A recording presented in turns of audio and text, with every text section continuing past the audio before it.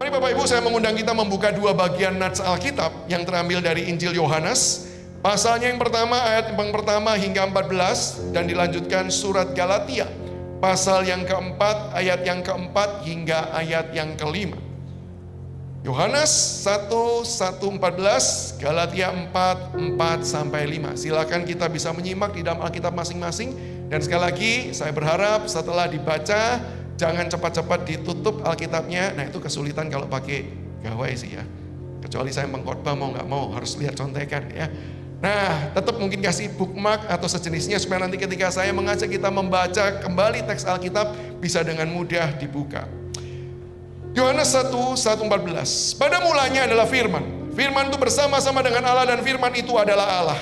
Ia pada mulanya bersama-sama dengan Allah. Segala sesuatu dijadikan oleh Dia dan tanpa Dia tidak ada sesuatu pun yang telah jadi dari segala yang telah dijadikan. Dalam Dia ada hidup, dan hidup itu adalah terang manusia. Terang itu bercahaya di dalam kegelapan dan kegelapan itu tidak menguasainya. Datanglah seorang yang diutus Allah, namanya Yohanes.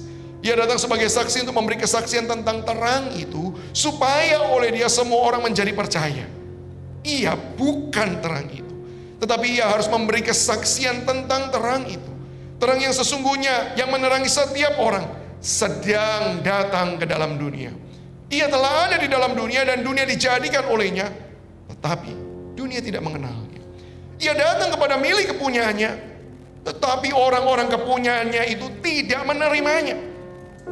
Tetapi semua orang yang menerimanya diberinya kuasa supaya menjadi anak-anak Allah, yaitu mereka yang percaya dalam namanya. Orang-orang yang diperanakan bukan dari darah atau dari daging, bukan pula secara jasmani oleh keinginan seorang laki-laki, melainkan dari Allah. Firman itu telah menjadi manusia dan diam di antara kita. Dan kita telah melihat kemuliaannya, yaitu kemuliaan yang diberikannya kepadanya sebagai anak tunggal Bapa, penuh kasih karunia dan kebenaran. Galatia 4:4-5. Tetapi setelah genap waktunya, maka Allah mengutus anaknya yang lahir dari seorang perempuan dan takluk kepada hukum Taurat. Ia diutus untuk menebus mereka yang takluk kepada hukum Taurat, supaya kita diterima menjadi anak. Demikian jauh firman Tuhan dibacakan bagi kita. Selamat dan berbahagia kita yang membaca, merenungkan, menggumulkan, dan hidup di dalam firman ini hari lepas hari.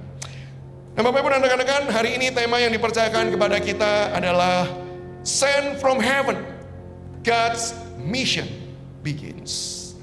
Natal itu berbicara tentang misi.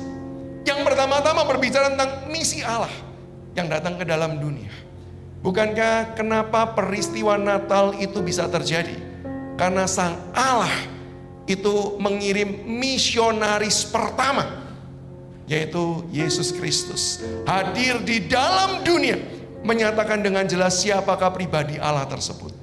Sehingga ketika kita merayakan Natal, sebenarnya itu merayakan misi Allah sih. Jadi banyak gereja punya bulan misi. Setahu saya GKI juga ada bulan misi di Agustus kalau tidak salah ya. Bukan? Oh, salah tebak gitu ya. Beberapa gereja itu Agustus. Dan kalau Bapak Ibu, kita semua di sini masih WNI, bukan WNI sih, maksudnya warga Indonesia gitu ya. Entah yang sudah PR, residen atau apa, tapi kita semua berasal dari Indonesia tahu kenapa bulan Agustus itu jadi bulan misi banyak gereja. Apa alasannya Bapak Ibu? Kenapa? Karena bulan ke-8, angka sempurna. Bukan ya, nggak ada hubungannya. Karena Agustus memperingati Hari Kemerdekaan Indonesia. Maka itu banyak gereja menempatkan bulan misi di bulan Agustus supaya gereja sadar dan ingat, yuk rayakan kemerdekaan Indonesia sebagai warga negara Indonesia dan warga kerajaan surga. Dengan cara bagaimana? Bermisi. That's good. Tapi sebenarnya bulan misi bukan cuma Agustus. Natal itu juga bulan misi. Karena di dalam momen Natal, Allah itu bermisi. Pertanyaannya sekarang adalah begini. Apa misi Allah? Ada yang mau berani mencoba menjawab? Meskipun di dalam hati saya coba lihat dari wajahnya, saya bisa tahu mana jawaban benar, mana jawaban salah gitu ya. Apa misi Allah? Benar jawabannya ya. Enggak sih, saya cuma ngarang aja sih ya, gitu.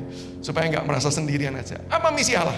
Misi Allah adalah ini, menjadikan kita anak-anaknya. Kok tahu Pak? Perlu belajar teologi dulu Pak ya? Sampai S2 ya baru bisa tahu. Enggak, teks Alkitab yang kita baca tadi itu loh. Yesus datang, dikatakan dunia menolaknya tetapi tetap datang. Supaya apa? Kita bisa menjadi anak-anaknya. Galatia tadi dikatakan, setelah genap waktunya Allah mengutus anaknya hidup di bawah Taurat supaya apa? Kita yang ada di bawah Taurat, di bawah kutuk dosa harus dihukum menjadi anak-anaknya. Jadi misi Allah datang ke dalam dunia, menjadikan manusia itu kembali menjadi anak-anaknya. Karena sebenarnya awalnya kita diciptakan menjadi umat Allah, menjadi anak Allah. Image of God, diciptakan menurut gambar dan rupa Allah. Tetapi kejatuhan itu membuat kita menjadi seteru Allah. Sehingga gak heran penebusan Kristus membawa kita kembali menjadi anak-anak Allah untuk mengerjakan panggilan yang Tuhan berikan di dalam kehidupan setiap kita. Nah, dengan dasar ini Bapak Ibu, maka saya mengajak kita hari ini merenungkan. Kita ini tahu kok, kita ini sekarang jadi anak-anak Allah. Kita di sini yang sudah percaya Kristus, kita semua bisa dengan mudah berkata, yes, saya sudah jadi anak-anak Allah. Cuman pertanyaannya adalah gini, anak Allah yang seperti apa kita? Coba direnungkan baik-baik. Kita ini memang anak Allah sih, tapi anak Allah yang seperti apa?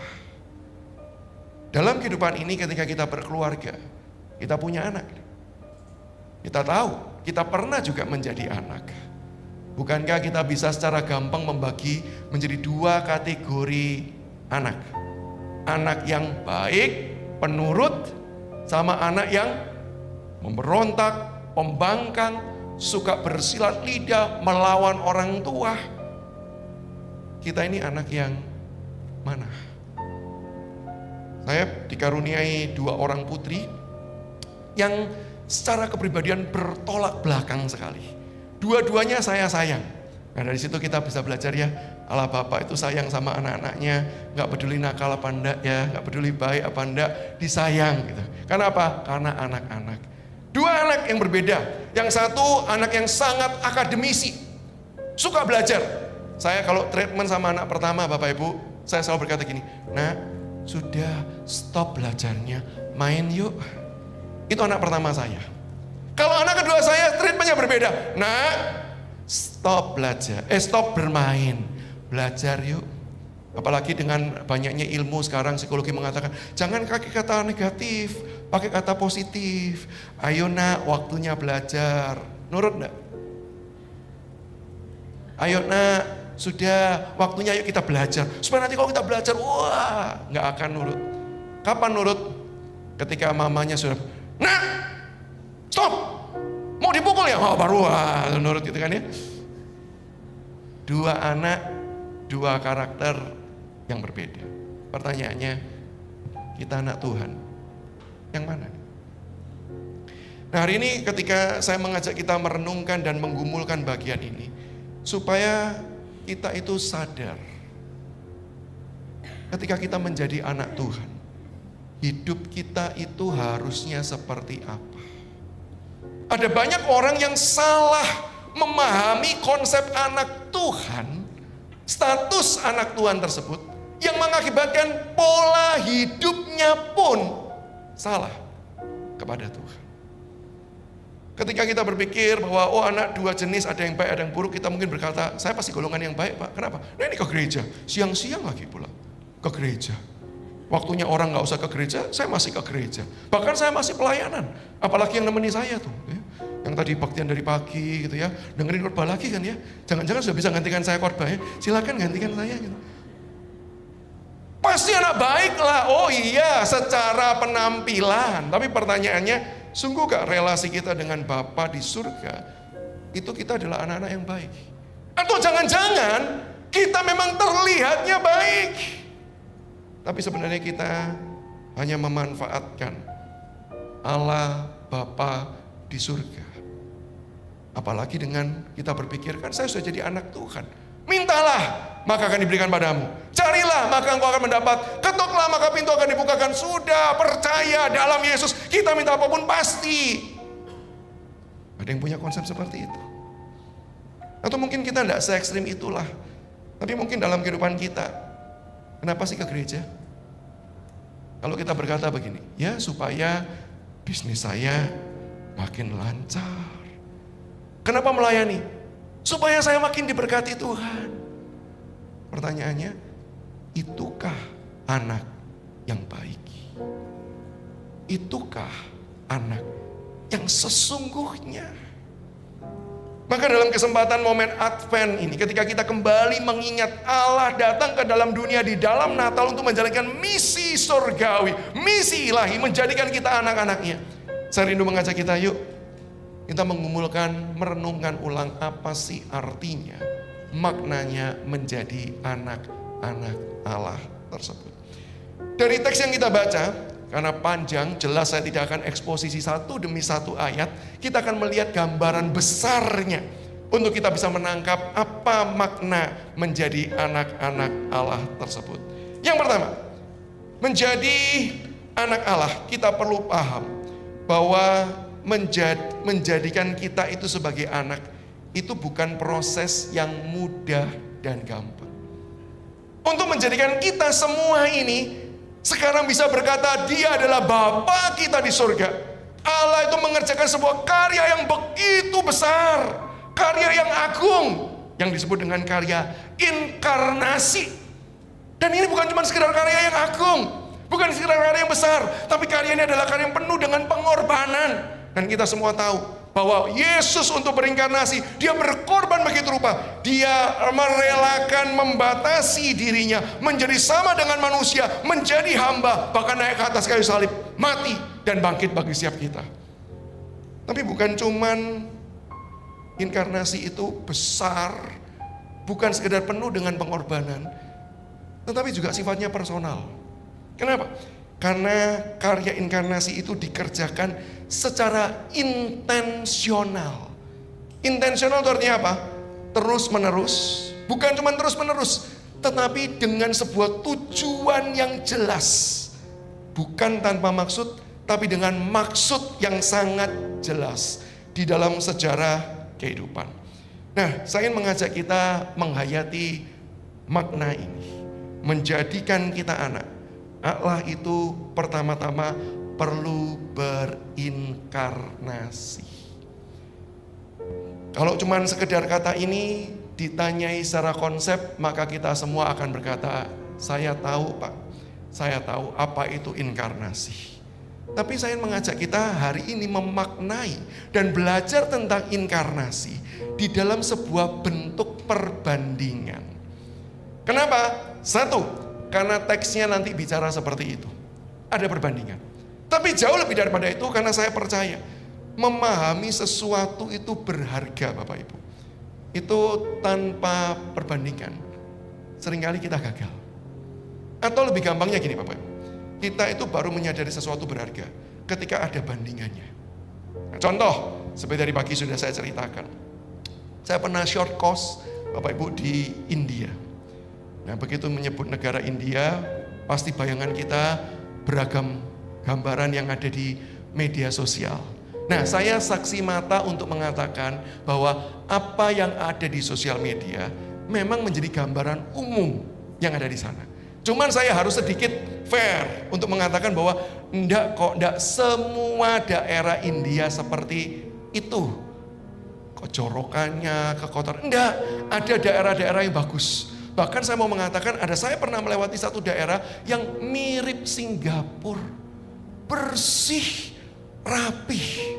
Tapi begitu keluar dari daerah itu, kembali. Ya, itulah perbatasan antara surga dan neraka. Gitu ya. Nah Bapak Ibu, ketika di India bermacam-macam Bapak Ibu pengalaman yang terjadi. Pernah tadi pagi saya cerita begitu ya, naik becak, Semoga masih ingat apa itu becak gitu ya. Karena di Singapura nggak ada becak. Seperti itu, dan betul-betul becak ini mau balapan sama kereta api. Becak saya itu mau mendahului kereta api yang akan lewat. Jadi itu betul-betul taruhannya adalah hidup dan mati, Bapak Ibu. Oh, macam-macam pengalaman, termasuk makanan, begitu Bapak Ibu ya.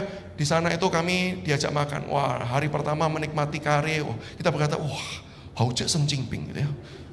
Tapi mulai gini, hauce senjingping gitu ya. Dengan gayanya. Enak nggak? Enak Bapak Ibu. Karenya enak. Tapi Bapak Ibu nyoba deh. Hari ini menu ini rasa karinya begini. Besok nyoba menu yang berbeda dengan jenis kari yang warnanya berbeda, rasanya sama.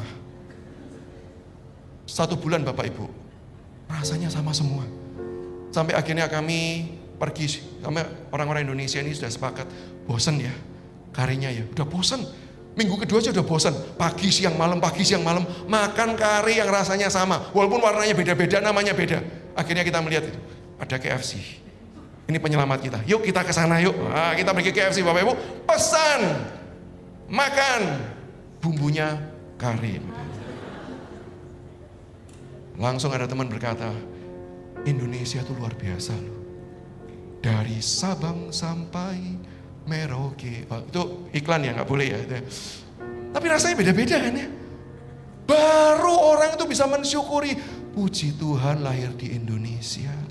Rasanya beda-beda. Ternyata enak loh. Ada loh yang bisa dibanggakan dari Indonesia. Apalagi sekarang di tengah-tengah situasi Indo lagi berduka Bapak Ibu ya. Ternyata ada loh yang bisa dibanggakan. Cita rasanya beragam. Setelah apa? Perbandingan. Nah kalau kita baca teksnya Bapak Ibu, di dalam Yohanes, maka kita akan mendapati Bapak Ibu, Yohanes ini sedang melakukan perbandingan. Perbandingan dengan apa Bapak Ibu? Oh sebentar, ini harusnya di sini. Perbandingan dengan apa? Kalau kita membaca di dalam bagian tersebut, Injil Yohanes menuliskan perbandingan bagaimana sih menjadi anak-anak Allah. Yohanes menuliskan begini, orang-orang Israel pada waktu itu adalah orang-orang yang berpikir mereka ini umat kepercayaan Allah. Mereka adalah keturunan Abraham. Maka di ayat 13 dikatakan, orang-orang yang diperanakan bukan dari darah atau dari daging. Kenapa sih teks ini perlu muncul? Karena orang-orang Israel berpikir bahwa kami ini loh orang yang spesial.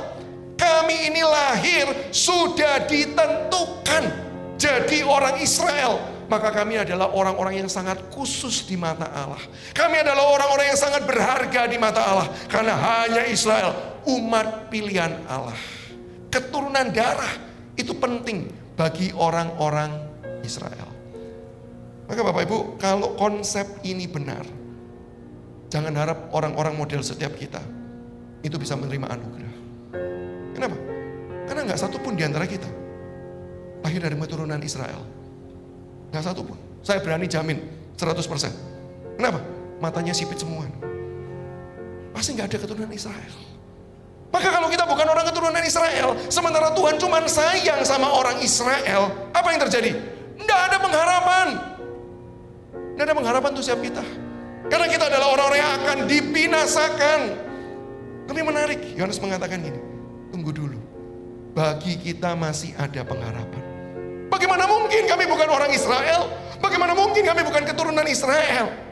Jawabannya adalah Allah memang akan menjadikan kita anak-anaknya. Caranya bagaimana? Bukan otomatis. Bukan dengan jentikan jari dan berkata, oke dah, sekarang by law, berdasarkan hukum saya angkat jadi anak. No. Tapi bagaimana cara Allah menjadikan kita anak-anaknya? Darah. Lihat ini. Yang satu, keturunan darah. Maka Allah menunjukkan kasih-Nya yang besar kepada banyak orang, kepada seluruh orang di dunia ini, juga dengan darah.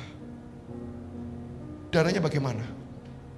Dia perlu mengambil daging supaya darah itu ada di dalam bagian dia.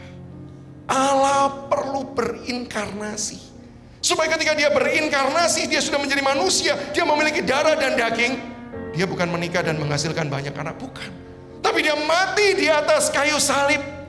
Dia berkorban dirinya, berkorban nyawanya, menyerahkan segala sesuatunya bagi kita. Untuk apa?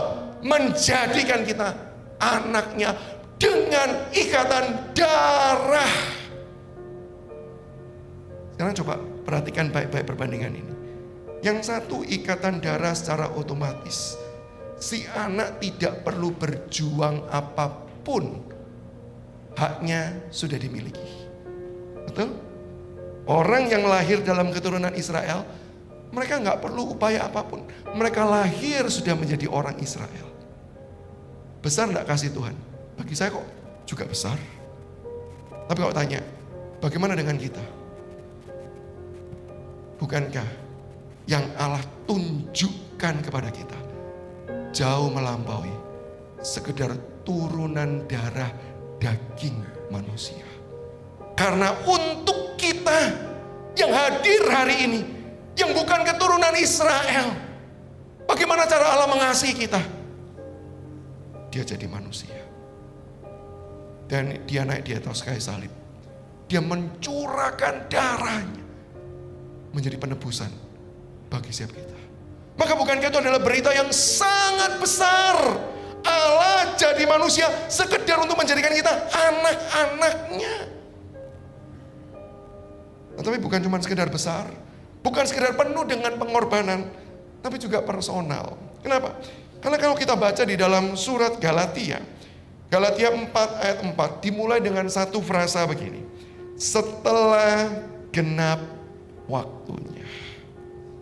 Setelah genap waktunya Allah baru mengirim Yesus Kristus datang ke dalam dunia. Kenapa sih kok setelah genap waktunya? Para penafsir itu menafsirkan seperti ini. Bahwa iya, memang Allah itu menunggu momen untuk mendatangkan Yesus. Kenapa Yesus datang di momen tersebut? Para penafsir ada yang mengatakan seperti ini. Di momen itu, Romawi sudah berkuasa. Dan ketika Romawi sudah berkuasa, Romawi itu punya sebuah pola kebiasaan. Apa pola kebiasaannya? Membuat infrastruktur. Kok mirip salah satu presiden kita ya, gitu ya. Tapi nggak ada hubungan sama itu ya. Membuat infrastruktur. Nah, apa sih kelebihan membuat infrastruktur? Satu, memudahkan segala sesuatunya. Sehingga para penafsir berkata, ketika infrastruktur sudah rapi, Injil itu ada, penyebaran Injil jauh lebih cepat. Ada yang mengatakan itu. Ada penafsir lainnya mengatakan begini.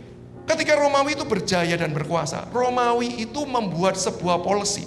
Ada bahasa nasional, quote and quote, yang diterapkan.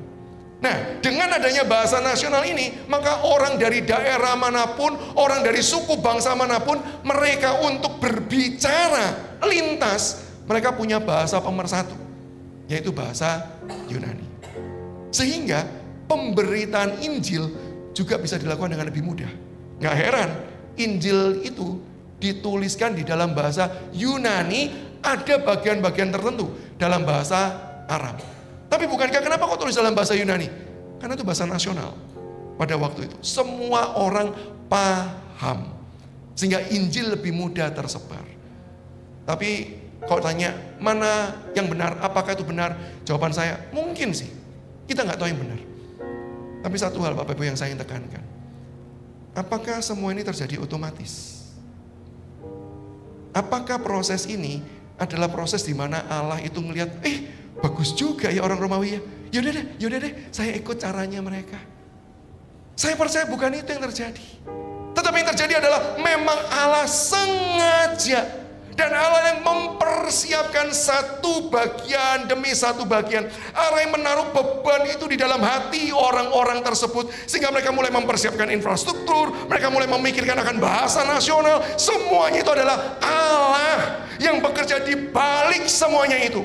Sampai semuanya itu ketika terjadi, orang mulai berkata, kita perlu ini, kita perlu itu. Allah penggerak di belakangnya. Orang yang memikirkan, orang yang mengerjakan. Dan setelah tiba waktunya, sekarang Allah bisa berkata, yes, sekarang waktunya Yesus datang. Berarti apa? Allah terus menerus bekerja. di dalam segala sesuatu untuk mencapai tujuan yang Dia inginkan. Itu apa? Kembali lagi menjadikan kita anak-anak Allah. Dan Bapak Ibu, saya percaya bagian ini bukan cuma dimaknai secara global besar, tapi bukankah untuk mendapatkan setiap kita, Allah juga bekerja. Untuk mendapatkan setiap kita, Allah juga melakukan berbagai macam cara.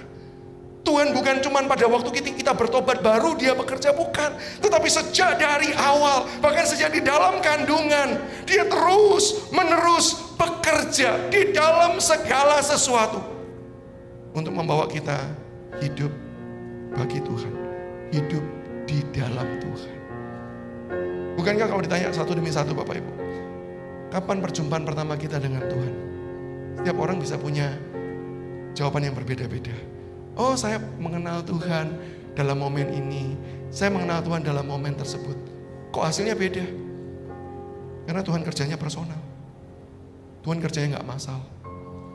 Tuhan mengenal setiap pribadi satu demi satu. Dan Dia tangkap kita satu demi satu. Dan Dia persiapkan momen menangkap kita satu demi satu.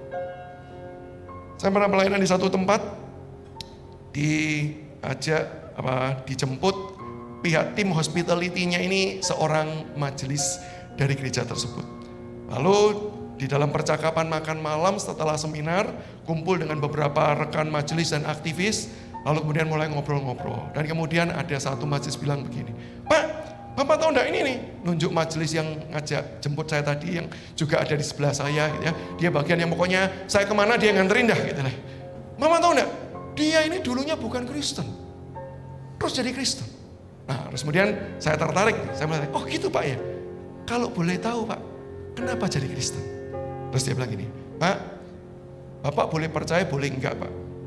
Saya jadi Kristen gara-gara ban kempes Pak. Sebentar Pak, boleh diulangi Pak. Jadi Kristen karena apa Pak? Karena ban kempes Pak. Hubungannya ban kempes sama Kristen itu apa Pak ya? Saya mulai keluarkan handphone, saya mau catat, jangan-jangan ini jadi senjata penginjilan yang baru ini ya. Kenapa nih ban kempes kemudian bisa jadi Kristen? Dia bilang gini, Pak saya dulu itu non Kristen. Gereja tempat sekarang saya melayani itu gereja adalah tempat jalurnya di jalur utama, di mana saya selalu berangkat pulang kerja. Dan Bapak tahu nggak Pak? Bapak boleh percaya boleh tidak percaya Pak. Setiap kali lewat depan gereja, ban saya kempes. Saya mulai tanya sama majelis, bilang, senjata gereja ya itu ya. Disengaja ya, enggak Pak beneran, enggak tahu tuh Pak. Dicek enggak ada yang gembos, enggak ada yang paku, enggak ada. Kempes aja. Berkali-kali lewat tuh kempes. Lalu Pak, satu kali Pak, ban saya kempes, itu momen Advent seperti ini. Saya duduk di sana, saya meratapi nasib. Kenapa sih kok ban saya ini kempes terus? Terus saya duduk di sana, saya dengar lagu pujian di dalam gereja, Pak. Saya dengar, hati saya kok tenang. Lalu lambat laun, saya kemudian mulai berpikir, apa saya coba masuk deh. Lalu saya mulai coba masuk, datang beribadah, dan di momen Natal, ketika tanggal 25-nya, dia pertama kali coba-coba itu pertama kali datang, dia dengar berita Natal, dia bertobat. Sekarang kalau ditanya, siapa yang membuat banyak kempes? Jangan jawab Tuhan loh ya, marah loh Tuhan nanti. Ya kita enggak tahu. Tapi bukankah itu sesuatu hal yang bisa Tuhan pakai? Untuk apa? Membawa cerita orang datang kepada Tuhan. Allah itu bekerja begitu rupa di dalam segala sesuatu untuk misinya berhasil dan berjalan. Dan Bapak Ibu, itulah yang juga saya alami dalam kehidupan saya. Saya lahir dalam keluarga Kristen Bapak Ibu. Keluarga Kristen baik-baik, dididik baik-baik Bapak Ibu. Saya cuman merasa jadi orang Kristen itu orang yang paling menjemukan dan paling membosankan. Kenapa? Karena jadi orang Kristen tuh tata bahasanya mesti diatur. Keluarga saya ini keluarga Kristen yang fundamentalis totok lah gitu ya. Jadi berbahasa itu harus rapi, sopan, teratur. Kata-kata wajib yang harus keluar adalah shalom, puji Tuhan, haleluya, amin gitu ya. rasanya jadi cowok Kristen, gak banget dah. Apalagi Bapak Ibu saya asal dari Surabaya. Dan Bapak Ibu kalau tahu orang Surabaya itu punya panggilan khas. Punya sapaan khas, punya kata-kata yang khas yang gak boleh diucapkan di mimbar gitu ya. Belakangnya COK gitu ya. Gitu. Berarti yang ketahuan ini orang Surabaya nih, jangan-jangan ya. Rasanya ketika saya lihat teman saya itu ya berkata, "Hai COK," kok kelihatannya gagah, keren. Sementara saya nyapa, "Shalom." Waduh, nggak banget dah. Dan ada banyak pergumulan batin lainnya Bapak Ibu. Pergumulan batin lainnya. Sampai akhirnya saya memutuskan untuk, saya bosan dah jadi orang Kristen. Saya nggak mau jadi orang Kristen. Maka saya ingat satu hari siang sepulang sekolah, saya masih ingat momennya. Saya di satu sudut di ruangan di rumah saya, lampu saya matikan. Saya berlutut, saya berdoa. Doa pamitan sama Tuhan. Ini bukti saya dididik dalam keluarga Kristen yang baik Bapak Ibu. Kenapa? Mau keluar dari Kristen aja pamitan sama Tuhan ya. Sopan kan ya saya ya. Saya berlutut, saya berdoa dan saya berkata begini sama Tuhan. Mulai hari ini, saya tidak akan lagi berdoa. Saya tidak akan lagi baca firman sungguh-sungguh, ke gereja sungguh-sungguh cari Engkau. Saya muak jadi orang Kristen. Saya mau jadi anak nakal. Lebih baik jadi anak nakal. Lebih membahagiakan jadi anak nakal. Bapak Ibu, saya memang masih ke gereja. Karena orang tua, karena lingkungan. Masih tetap harus rutin. Ibadah masih rutin dijalankan. Kenapa? Karena aturan. Tapi saya tidak pernah sungguh-sungguh lagi berdoa dan beribadah sejak momen itu. Di hadapan teman-teman saya, mereka semua tahu siapa Samuel Sugiarto sesungguhnya. Seorang yang nakal. Dan saya mulai berani panggil COK tadi itu. Dan Bapak Ibu, itulah penyesalan saya seumur hidup. Kenapa? Karena itu momen ketika saya masih SD Bapak Ibu. Semua teman SD saya panggil COK. Nggak pria, nggak wanita. COK. Dan itu penyesalan yang sekarang saya rasakan. Satu kali saya jalan-jalan di sebuah tempat perbelanjaan. Dari jauh saya ngeliat, waduh, kelihatannya teman SD saya itu. Ketika ketemu dia deketin terus bilang, Samuel kan? Samuel kan? Saya berkata, iya, dalam hati saya, siapa namanya ya? Karena di otak saya cuma COK ini. Siapa dia ya? Oh, saya tidak berani nyapa dia Bapak Ibu, dan juga tidak berani tanya dia. Dia bilang, gimana kabarmu? Baik, kamu kemarin kabarnya gimana? Baik. Oh ya, hati-hati ya, sampai semua ketemu ya. Istri saya di samping tanya, namanya siapa? Jangan tanya. Di otak saya cuma COK gitu ya. Dan di momen saya waktu nakal tuh saya bangga Bapak Ibu. Saya merasa ini loh, jadi orang seharusnya seperti ini. Sampai satu kali momen Bapak Ibu, ada retreat gereja. Di mana biasanya saya selalu ikut. Nah tahun itu ditawari, Samuel ikut kan? Guru sekolah minggu yang nawarin PD bahwa saya akan ikut. Tapi kemudian saya jawab, tidak. Dan itu mengejutkan. Mengejutkan seantero gereja saya. Apa? Samuel Sugiarto berani tidak ikut? Dan gara-gara itu Bapak Ibu, saya dilaporkan kepada orang tua saya. Anakmu kenapa tidak ikut? Bukannya biasanya ikut. Orang tua saya kaget, kenapa dia memutuskan tidak ikut dan tidak lapor saya. Saya langsung disidang Bapak Ibu. Pokoknya harus ikut. Saya bilang, tidak mau ikut. Pokoknya harus ikut. Dan yang namanya sudah pokoknya Bapak Ibu. Apalagi dalam Asian culture Bapak Ibu. Pokoknya itu sama dengan hidup dan mati. Gitu ya. Jadi saya terpaksa ikut. Kalau Bapak Ibu tanya, kenapa sih Pak? Kok tidak mau ikut? Kan ibadah sehari-hari, Bapak juga datang, gak masalah. Kenapa kok takut ikut retreat? Karena satu, saya ngerasa retreat itu suasananya beda. Dan saya takut, kalau retreat itu ada namanya KKR. Nah saya itu dulu gak tahu istilah KKR. Saya cuma taunya itu malam nangis-nangis. Jadi saya takut kalau saya ikutan nangis, berarti nanti saya tobat. Itu saya takut. Nah karena saya takut tapi saya dipaksa Bapak Ibu. Itulah keuntungan orang yang belajar. Ya, puter otak. Saya pikir gimana caranya saya gak tobat. Gimana? Setiap sesi Bapak Ibu. Dulu masih pakai Alkitab cetak. Bukan Alkitab elektronik, belum ada tablet Bapak Ibu. Setiap kali sesi khotbah, saya buka Alkitab, saya cari lembaran yang kosong, saya coret-coret. Coret-coret apapun. LAI saya tambahin jadi LAIP gitu ya. AP-nya apapun lah. Surabaya atau Jakarta saya tambahkan apa. Bapak Ibu yang pasti ingat Alkitab cetak belakang ada peta Alkitab ya. Ada ya? Nah itu kan ada Gunung Hermon gitu ya. Ada Sungai Tigris atau apa gitu ya. Itu Semeru masuk Bapak Ibu. Surabaya masuk di peta itu. Kenapa? Saya tambahin semua kota-kota yang saya tahu, saya tambahin bintik-bintiknya semua, pokoknya semua sesi demi sesi seperti itu Bapak Ibu. Dan ketika tidak dengar khotbah, ya nggak mungkin tobat kan. Tapi di sesi KKR Bapak Ibu, ketika pendeta berkata, mari kita buka Alkitab kita. Saya buka Alkitab, cilaka. Kenapa? Tempat untuk coret-coretan habis. Karena saya tidak berani menulisi yang ada ayat Alkitabnya. Saya masih takut celaka gitu ya. Saya masih orang Indonesia yang punya prinsip daripada gitu kan ya. Daripada celaka saya nggak berani coret-coret yang situ. Yang kosong ini sudah habis. Maka saya mulai melakukan satu hal Bapak Ibu. Saya karena nggak mau dengarkan khotbah, saya takut tobat, saya robein kertas-kertas yang tadi saya coret. Bagian Alkitab yang daftar isi, yang peta, itu saya mulai sobek kecil-kecil, saya bikin gulungan kertas, saya lihat teman saya yang dengarkan khotbah, saya lemparin Bapak Ibu. Saya mulai jadi pengganggu. Dan itu deretan bagian belakang semua teman-teman saya. Melihat seperti itu mereka berkata, wah mau dong. Saya jadi produsen senjata Bapak Ibu ya. Saya sobekin Alkitab saya bikin gulungan, saya sebarkan. Kerjakan, lakukan, jadikan peringatan bagi aku gitu ya. Mereka sudah mulai mengganggu KKR. Itu saya Bapak Ibu. Sampai pendetanya saya nggak tahu dia ngerasa bagaimana. Dia kemudian, mari kita tundukkan kepala. Saya sekali lagi masih sopan Bapak Ibu. Saya pikir yes, gak dengar khotbah gak mungkin tobat. Saya tutup Alkitab, saya cuma diem. Tutup mata, saya diem. Tapi yang saya gak pernah menyangka, iya sih, saya gak mau ketemu Tuhan. Tapi Tuhan mau ketemu saya. Saya memang menjauh dari Tuhan. Tapi siapa dapat pergi menjauhi roh Tuhan yang mau menjumpai. Di momen itu Tuhan menjumpai saya secara personal. Tuhan seolah-olah berbicara secara pribadi dalam hidup saya. Dia seolah-olah menyingkapkan kembali hidup saya yang tadinya saya pikir, wow ini hidup yang keren, wow ini hidup yang membanggakan. Tapi di titik itu saya bisa merasa menjadi orang yang sangat berdosa sekali.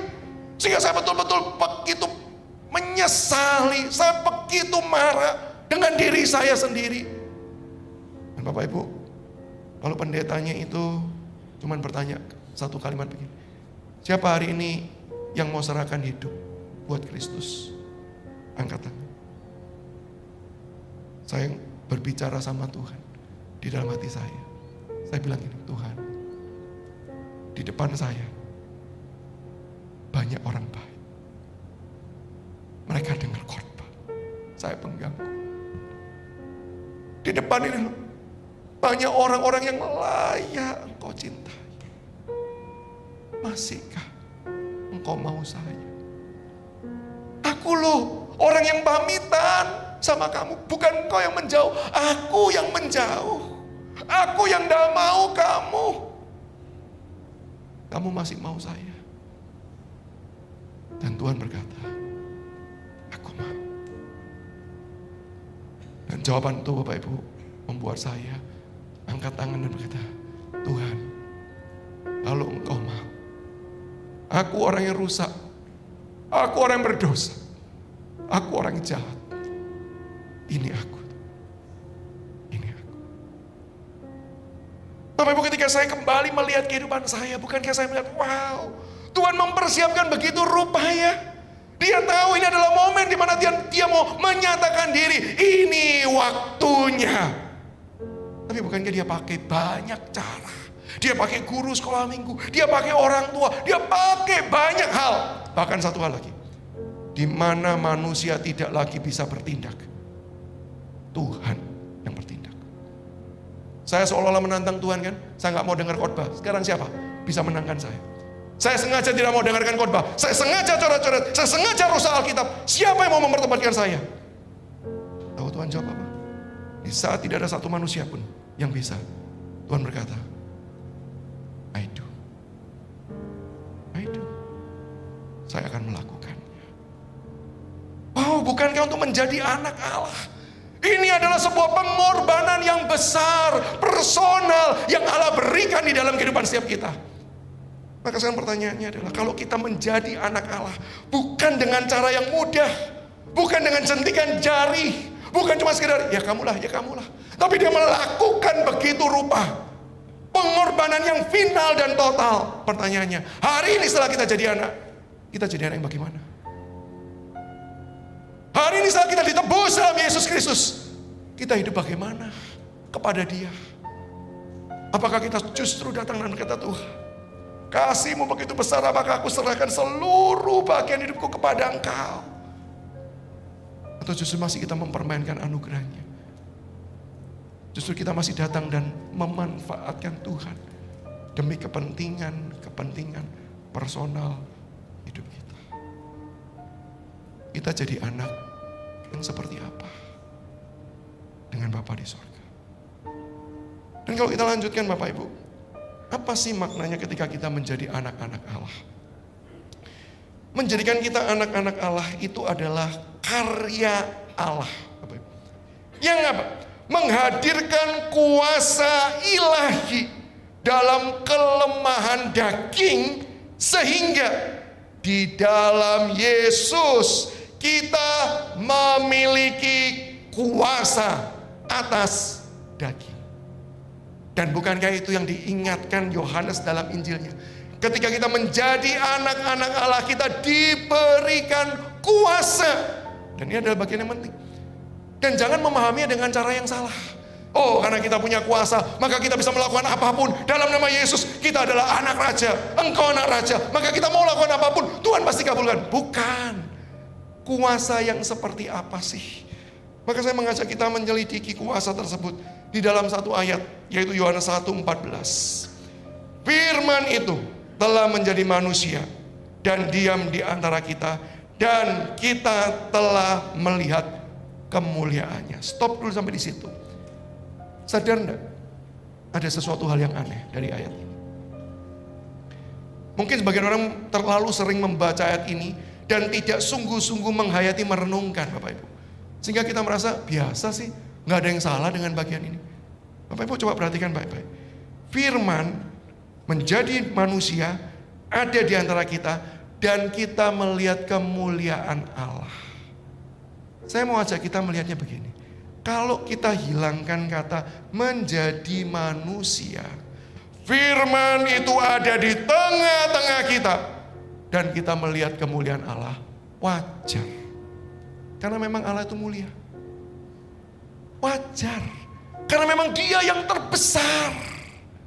Kalau Allah di dalam segala keagungannya ada di tengah kita, wajar kita melihat kemuliaannya. Tapi jadi gak wajar Bapak Ibu. Kenapa? Karena ini terjadi ketika menjadi manusia. Yesus di dalam inkarnasinya menjadi manusia. Dan izinkan saya memberikan penjelasan tambahan. Penjelasan yang membuat kita sadar kenapa sih kok ini gak wajar. Di dalam keterbatasan manusia, di dalam kerapuhan hidup daging ini, di dalam segala keterbatasan fisik, kemuliaan Allah masih terpancar. Itu menandakan apa? Menandakan satu, bahwa tidak ada satu hal pun yang bisa menutupi akan kuasa keilahian ke Allah tersebut. Tidak ada satu hal pun yang bisa mencegah kemuliaan Allah itu terpancar keluar. Baik itu kelapuhan tubuh manusia, baik itu keterbatasan manusia di dalam daging. Tidak ada yang sanggup menutupi akan kuasa keilahian tersebut. Sehingga Bapak Ibu kalau kita memperhatikan, bukankah itu yang terjadi dalam kehidupan Yesus? Daging terbatas enggak? Terbatas. Tapi apa yang terjadi? Bukankah di dalam daging itu kuasa Allah masih berkuasa? Kuasa yang seperti apa? Kalau kita teruskan pembacaan Alkitab, penuh kasih karunia dan kebenaran. Di dalam daging yang terbatas, orang tetap bisa melihat kasih karunia Kristus yang tak terbatas. Di dalam tubuh jasmani, kasih karunia Kristus terus-menerus mengalir keluar. Dan saya tidak mau cerita panjang lebar, langsung kita lihat pada puncaknya di atas kayu salib. Ketika daging itu dikoyakkan, ketika tubuh Yesus dihancurkan di atas salib, apa yang keluar? Betul, darah. Tapi apa yang terucap? Apa yang diwujudkan? Bukankah jawabannya adalah kasih? Bukannya di atas salib Yesus yang disalibkan, Yesus yang dimaki-maki oleh para penyalib, Yesus yang diteriaki oleh orang-orang yang berdosa, yang menghujat dia. Apa yang Yesus katakan? Bapa, ampuni mereka. Kasih bukan? Di tengah-tengah segala kondisi fisiknya, kasih Allah jauh melampaui. Seolah-olah Yesus mau mengatakan, sampai hancur habis, manusia tetap akan merasakan kasih Allah. Itu kuasa Yesus. Di tengah-tengah segala kelemahan, keterbatasan, bukankah Yesus tetap hidup secara sempurna? Bukankah Yesus dikatakan bahwa dia adalah orang yang hidup di bawah hukum Taurat dan dia menggenapi semua hukum Taurat? Kenapa? Karena daging ini tidak sanggup membuat Yesus jatuh dan lemah. Dia memang bisa lapar, sama seperti kita. Bisa lapar, bisa haus. Dan apa yang terjadi? Ingat peristiwa Yesus selesai berpuasa dan dia dicobai. Iblis berkata, lapar ya? Saya kalau jadi Yesus saya akan berkata, udah tahu nanya. Apa kata si iblis? Tuh batu, kan anak Allah. Bisa ubah kan jadi roti. Oh Bapak Ibu, kalau kita mau tafsirkan ini secara kehidupan kita sehari-hari, momen lapar tuh biasanya momen paling genting. Orang lapar, beberapa orang sih, khususnya saya. Kau sudah lapar, satu, gak bisa mikir. Dua, suka emosi. Ada yang mirip dengan saya? Ada? Kok saya yakin? Oh itu saya juga sih Pak. Kau udah lapar, wah. Maka gak heran ada peribahasa mengatakan, gak ada logistik, logika juga mati. Penting kan untuk makan. Bayangkan sudah puasa 40 hari. Gak makan, masih minum. Di tengah-tengah kelaparan tersebut, Bapak Ibu, kalau kita yang dicobai, ubah dong batu jadi roti. Saya kok percaya kita akan melakukannya. Kita turuti. Tapi Yesus di momen tersebut apa yang dikatakan? Mengutip firman Tuhan. Oh, ajaib ya. Saya kasih padanannya deh, supaya kita gampang. Mungkin tidak sebagian kita mungkin tidak bergumul ketika lapar ya. Tapi dalam hal kasus ini, saya percaya semua kita bergumul. Bayangkan orang yang melukai kita. Bayangkan hati kita disakiti oleh orang yang harusnya menjadi orang yang paling dekat, baik, mengenal kita. Bukankah kita pernah punya pengalaman disakiti? Ketika disakiti, apa yang keluar dari mulut kita? Apakah kita akan berkata, Bapa, ampuni dia, sama seperti engkau sudah mengampuni saya? Kan? Sebagian orang pernah punya pengalaman yang cerita kepada saya. Di momen ketika dia dilukai, lalu diingatkan, ayo belajar ampuni, seperti Tuhan sudah ampuni kita. Tahu apa jawabannya? Saya percaya jawaban itu mewakili semua jawaban manusia. Jawabannya, iya, tapi saya kan bukan Tuhan yang bisa dengan mudah mengampuni. Betul bukan? Bukan kita menggambarkan betapa terbatasnya tubuh jasmani ini. Begitu tubuh jasmani ini yang sangat terbatas digoda. Yang keluar apa? Perlawanan kepada Tuhan. Tapi apa yang Yesus kerjakan? Dia hidup benar dan suci sampai akhir. Itu loh kuasanya Yesus. Dan ini kabar baiknya. Kuasa itu bukan cuma dimiliki oleh Yesus. Kuasa itu ketika kita menjadi anak-anaknya, kuasa itu sekarang diberikan kepada kita. Kok tahu? Karena Kristus yang sudah mati, Kristus yang bangkit bagi kita, Kristus yang berjanji menyertai dan dia berikan tanda yang jelas. Yaitu apa? Roh Kudus yang tinggal di dalam hati dan hidup setiap kita. Roh yang dikatakan jauh lebih besar melampaui segala apapun. Itu loh roh yang berkuasa dalam jasmani kita ini loh. Roh itu ada dan roh itu bekerja dan roh itu berkuasa. Jangan hanya membaca ayat itu, roh yang ada di dalam diri kita jauh lebih besar hanya di dalam momen-momen eksorsisme. Ketika kita takut dengan setan, Dan kita percaya dalam roh kita ada Roh Kudus yang lebih besar daripada setan. Bukan hanya untuk momen itu, tapi dalam setiap momen roh yang ada dalam diri kita punya kuasa melampaui kelemahan fisik kita. Sehingga apa? Satu, daging kita tetap lemah. Ya. Daging kita tetap terbatas. Ya. Tapi roh yang ada di dalam diri kita memampukan kita untuk hidup di dalam kebenaran. Roh yang bekerja di dalam diri kita, roh yang dicurahkan bagi kita, memberikan kita kuasa. Meskipun di dalam tubuh jasmani yang lemah ini, kita dimampukan untuk hidup dalam kebenaran. Seorang rekan pernah cerita, dalam bisnis semua orang berkata, mana ada sih bisnis yang 100% bersih? Sukar, kalau nggak mau dikatakan mustahil. Satu kali dia pernah dalam satu momen, dia punya kebutuhan secara finansial dengan keluarganya. Lalu datang sebuah proyek mega besar. Namanya bukan besar lagi, mega besar. Yang kita tahu, pasti di dalamnya menghasilkan omset yang sangat besar.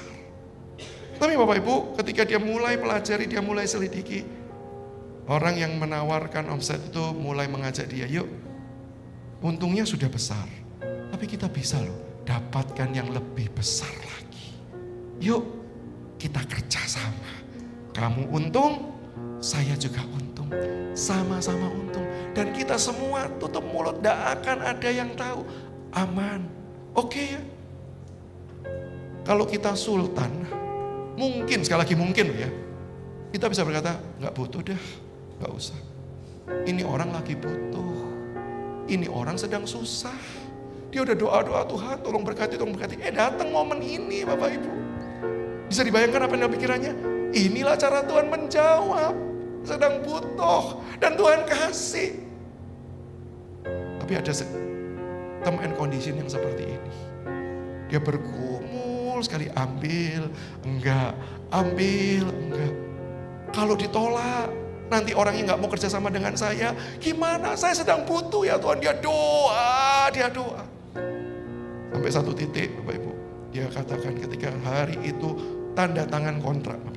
Di awal dia sudah ngomong iya. Dia bergumul bersama dengan keluarga. Hari tanda tangan kontrak Bapak Ibu.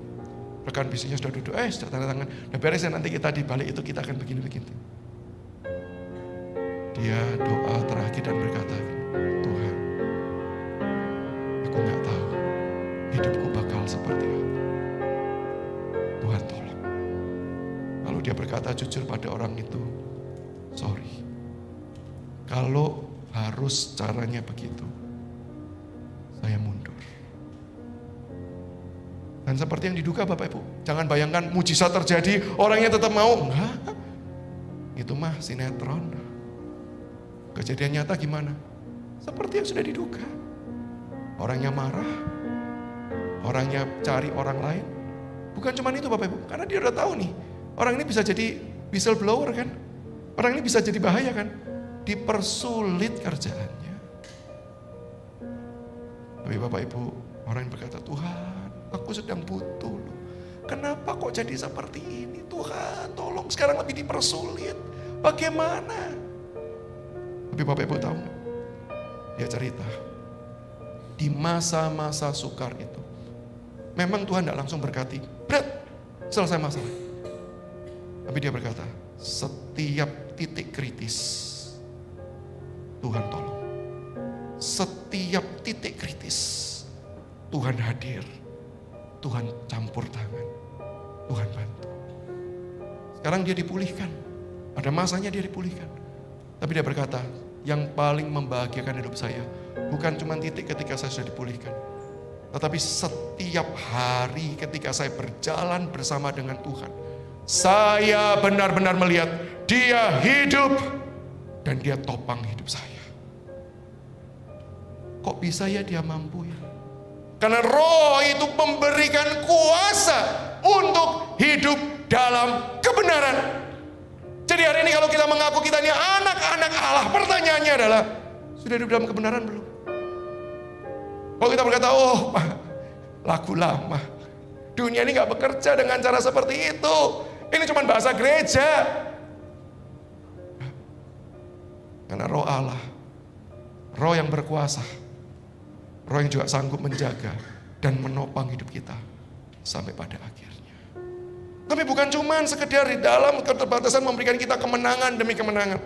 Tapi di dalam segala kelemahan dan keterbatasan, kuasa Tuhan itu juga memampukan kita untuk memberikan kasih, anugerah, untuk kita bisa mengerjakan misi kasih Allah kepada dunia ini. Sama seperti Yesus di dalam keterbatasannya, kasih itu tetap keluar. Demikian juga kita ini terbatas. Di dalam segala keterbatasan kita, Tuhan memberikan kita kuasa supaya apa? Kasih Allah yang tidak berhenti diberikan kepada kita, kasih itu boleh kita bagikan keluar. Dan melalui kasih itu, kita menjadi kesaksian bagi banyak orang.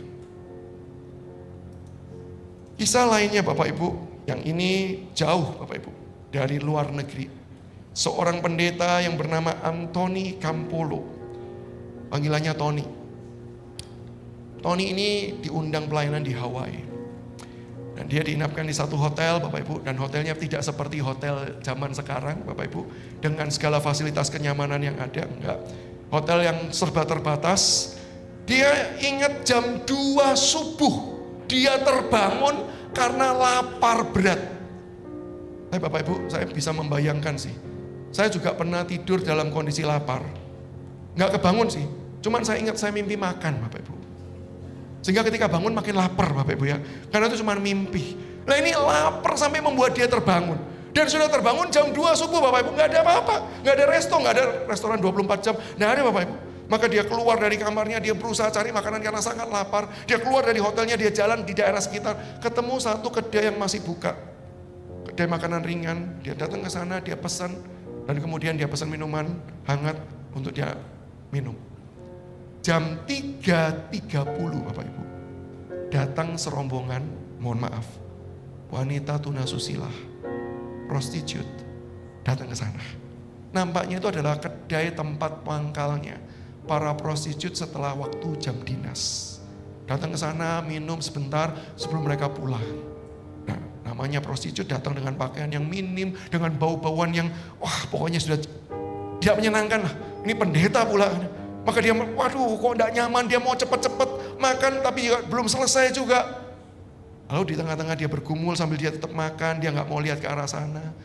Dia mendengar ada salah satu wanita yang kemudian berkata begini, guys, besok saya ulang tahun loh. Dan Bapak Ibu tahu respon teman-temannya bagaimana? Respon teman-temannya berkata, terus, so what? Mau dirayain, mau dinyanyiin happy birthday.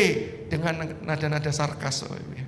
Sehingga orang berkata, enggak sih, cuma kasih tahu aja, besok aku ulang tahun, selesai. Lalu mereka ngobrol hal yang lain, dan tidak lama mereka keluar. Maka tersisa si pendeta ini dengan pemilik kedai yang namanya Harry. Lalu ngobrol tanya, mereka ini siapa?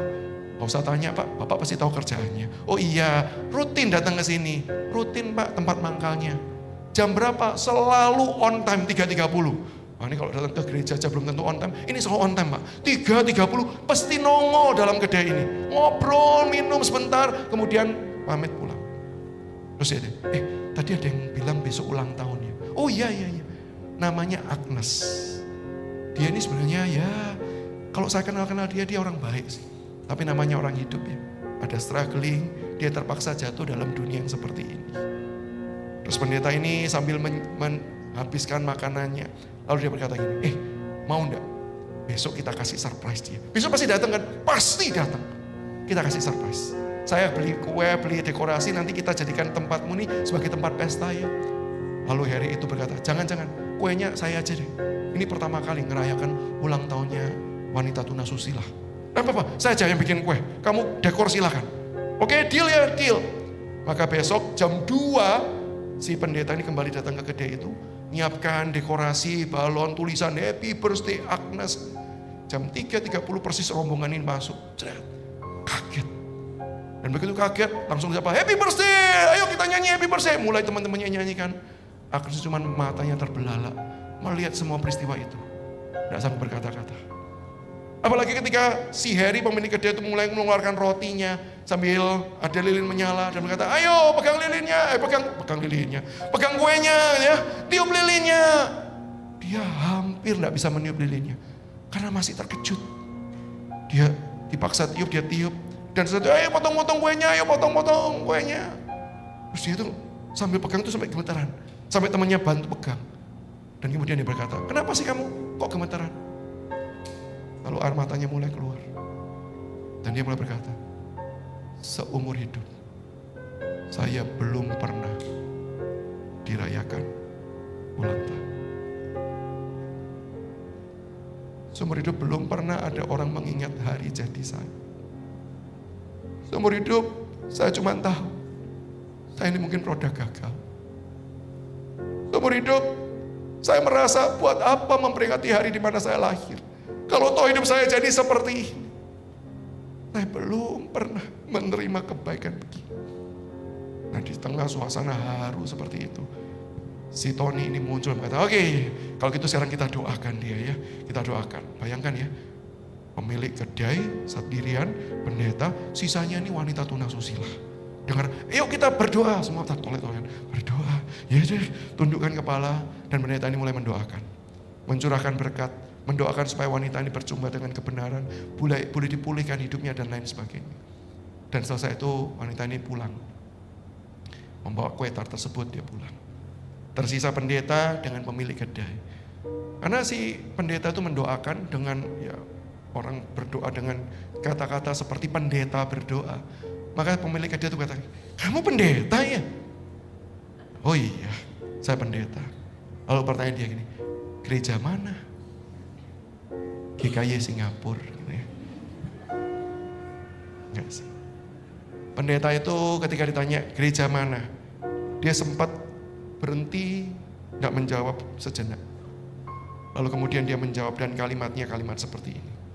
I belong to a church that throws birthday parties for whores at 3:30 in the morning.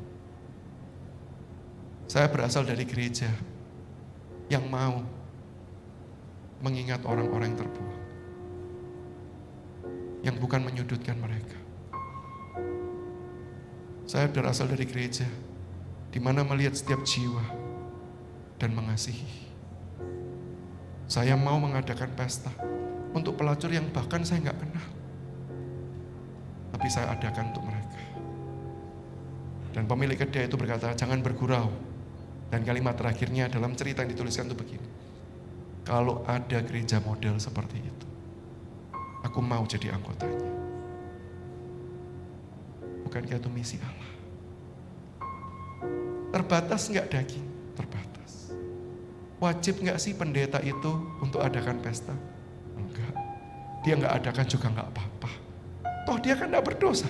Dia kan nggak pakai jasanya. Dia kan hidup suci. Tapi ketika di dalam skala keterbatasan, roh yang bekerja di dalam hatinya itu menggerakkan do something. Dan dia lakukan secara terbatas, kecil. Tapi lihat apa yang dikerjakan.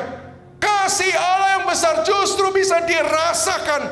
Bahkan oleh orang yang mungkin selama ini hanya memanfaatkan tubuhnya. Tapi tidak pernah sungguh-sungguh memberikan kasih. Wanita itu dikelilingi oleh orang-orang yang cuma mencari transaksi dalam dosa. Tapi berapa banyak yang mau memberitakan Injil kepada dia. Bukankah itu adalah anugerah Allah yang melampaui. Dan itulah kuasa yang diberikan. Bapak Ibu, izinkan saya membuat sebuah koneksi meskipun ini adalah koneksi jauh. Tapi saya merasa koneksi ini tetap nyata. Apa itu? 3:30. Di mana semua orang sedang tertidur. Nyenyak. Seseorang membagi kasih. Bangun. Memaksa bangun. Mengeluarkan uang. Beli dekorasi. Untuk menyatakan kasih Allah. Bapak Ibu tahu. 2000 tahun sebelum peristiwa ini terjadi. Di malam yang sunyi itu juga. Anak Allah yang dah harus datang ke dalam dunia. Anak Allah yang menikmati segala sukacita di sorga. Memutuskan lahir. Jadi bayi yang rapuh. Bayi yang lemah dan terbatas. Supaya hari itu para gembala, orang-orang buangan bisa berjumpa dengan kasih Kristus.